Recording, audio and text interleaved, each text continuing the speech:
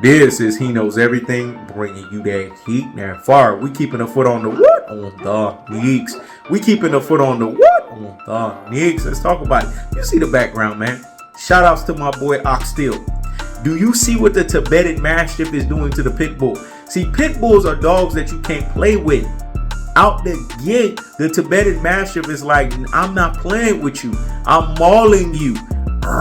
Unlimited pressure. If anybody didn't understand, you're going to get the full vernacular. I'm applying what? Unlimited pressure. Because pressure does what? It bursts pipes like the Tibetan Mastiff that I am. See, a lot of people don't understand. He Knows Everything is a Tibetan Mastiff.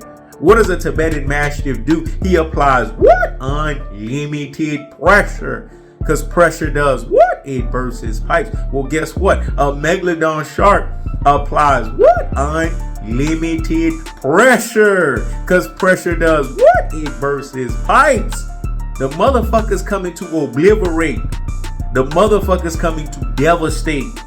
The motherfucker's coming to give brutalizing punishment. When have you ever seen a megalodon shark do not apply unlimited pressure on its prey? It doesn't matter what's swimming in the ocean.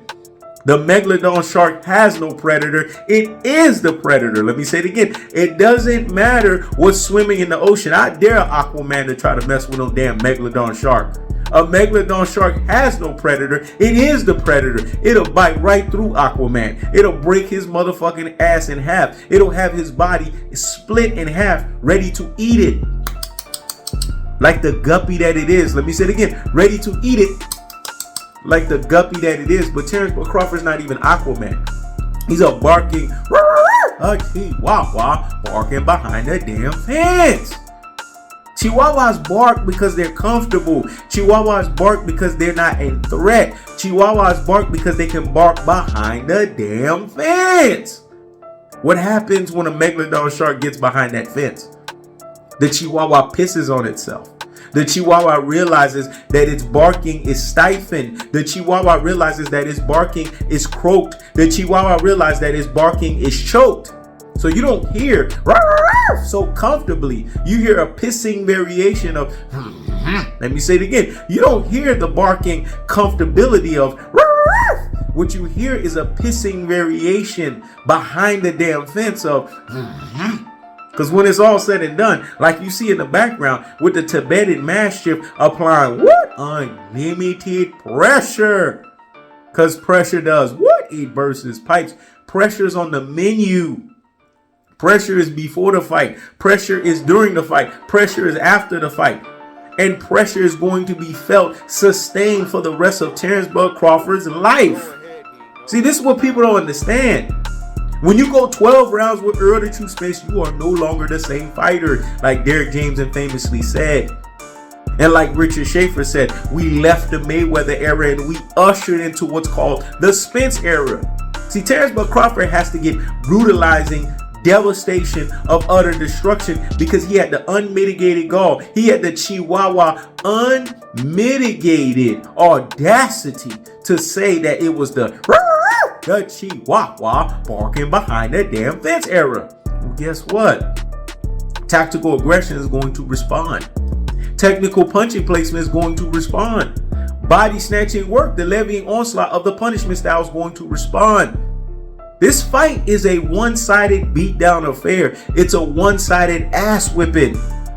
Terence Crawford wrote a check that Bomac can't motherfucking cash because the more they talk, the more they will be punished. It's going to be brutal. Y'all need to get this through your thick fucking heads. You need to get this to your corpus callosum. You need to get this through your cerebellum. You need to get it through your medulla oblongata. Terence Crawford is getting folded. Terence Crawford is getting put in his place. Errol Spence is coming for punishment. And it's a line upon line of punishment. It's a precept upon precept of punishment. Nevertheless, it's punishment. Let me say it again. It's a line upon line punishment. It's a precept upon precept. But nevertheless, it's punishment. Because when punishment is dulled, punishment has to be what it is. Punishment. It's very simple. You know what's coming. It's like Michael Jeffrey Jordan. You know what's coming. You can't stop it.